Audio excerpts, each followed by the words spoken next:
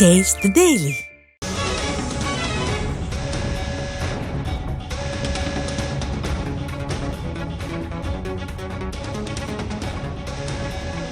அமைச்சர் செந்தில் பாலாஜியின் பிணை மனு மீது பதிலளிக்க அமலாக்கத்துறைக்கு நீதிமன்றம் உத்தரவிட்டிருக்கிறது. அண்மை செய்தியாக பார்க்கிறோம். ஏற்கனவே அமைச்சர் செந்தில் பாலாஜி தரப்பிலிருந்து தாக்கல் செய்யப்பட்ட பிணை மனுக்கள் தள்ளுபடி செய்யப்பட்டன. மீண்டும் பிணை மனு தாக்கல் செய்யப்பட்டிருக்கிறது. அந்த மனு மீது பதிலளிக்க அமலாக்கத்துறைக்கு உத்தரவு பிறப்பிக்கப்பட்டிருக்கிறது. அண்மை செய்தியாக பார்க்கிறோம். சொத்து குவிப்பு வழக்கில் அமைச்சர் செந்தில் பாலாஜி கைது செய்யப்பட்டு சிறையில் அடைக்கப்பட்டார். உடல்நலக் குறைவு காரணமாக மருத்துவமனையில் அனுமதிக்கப்பட்டு அவருக்கு தொடர்ச்சியாக சிகிச்சை வழங்கப்பட்டு வருகிறது. மற்றொருபுறம் அவர் தரப்பிலிருந்து பிணை வழங்க கோரி பலமுறை மனுக்கள் தாக்கல் செய்யப்பட்டன. அவை அனைத்தும் நிராகரிக்கப்பட்டன. அதனைத் தொடர்ந்து மீண்டும் பிணை மனு தாக்கல் செய்யப்பட்டது. அதன் மீது பதிலளிக்க அமலாக்கத்துறைக்கு நீதிமன்றம் உத்தரவிட்டிருக்கிறது. அண்மை செய்தியாக பார்த்துக் கொண்டிருக்கிறோம்.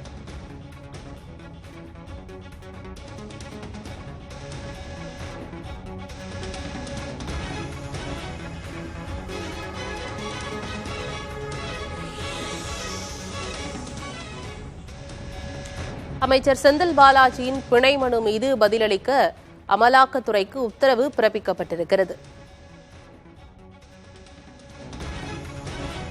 சொத்து குவிப்பு வழக்கில் கைது செய்யப்பட்ட அமைச்சர் செந்தில் பாலாஜியின் பிணை மனு மீது பதிலளிக்க அமலாக்கத்துறைக்கு உத்தரவு பிறப்பிக்கப்பட்டிருக்கிறது. விவரங்களோடு செய்தியாளர் முகேஷ் இணைந்திருக்கிறார். என்ன விவரம் முகேஷ்? போக்குவரத்து துறையில் வேலை வாங்கி தருவதாக ஈட்டப்பட்ட பணத்தை சட்டவிரோத பணப்பரிமாற்றத்தில் ஈடுபட்டதாக அமலாக்கத்துறை வழக்கு பதிவு செய்திருந்தது. அந்த வழக்குல கடந்த ஜூன் 14ஆம் தேதி கைது செய்யப்பட்ட நிலையில உடனடியாக தாக்கல் செய்யப்பட்ட ஜாமீன் மனு தள்ளுபடி செய்யப்பட்டிருந்தது.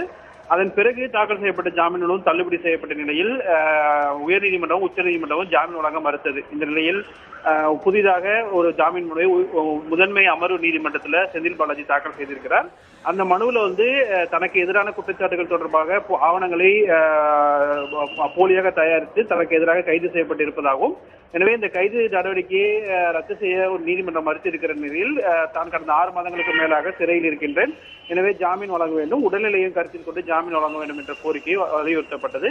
இந்த வழக்கு இன்றுதான் முதல் முறையாக வருவதால் இந்த வழக்கு குறித்து அமலாக்கத்துறை பதிலளிக்க நீதிபதி அள்ளி உத்தரவு பிறப்பித்திருக்கிறார்.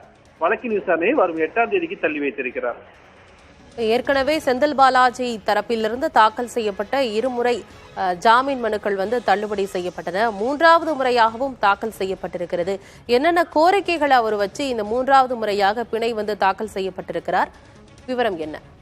தனக்கு எதிரான குற்றச்சாட்டுகள் பொய்யான குற்றச்சாட்டுகள் தன்னை இந்த வழக்கை சிக்க வைக்க வேண்டும் என்ற நோக்குடன் புகார்தாரர் அளித்த புகார்களின் அடிப்படையில் தன் மீது வழக்கு பதிவு செய்யப்பட்டது. அதை அடிப்படையாக கொண்டு இல்லாத ஒரு பணப்பரிமாற்றத்தை தான் செய்ததாக கூறி இந்த வழக்குகள் தன் மீது பதிவு செய்யப்பட்டிருக்கிறது. தனக்கு எதிராக ஆவணங்கள் மேனிபுலேட் செய்யப்பட்டிருக்கிறது என்ற குற்றச்சாட்டுகளை செந்தில் பாலாஜி தரப்பில் முன்வைக்கப்பட்டு தனக்கு ஜாமீன் வழங்க வேண்டும் என்ற கோரிக்கை முன்வைக்கப்பட்டிருக்கிறது. கூடுதல் விவரங்களுக்கு நன்றி முகேஷ்.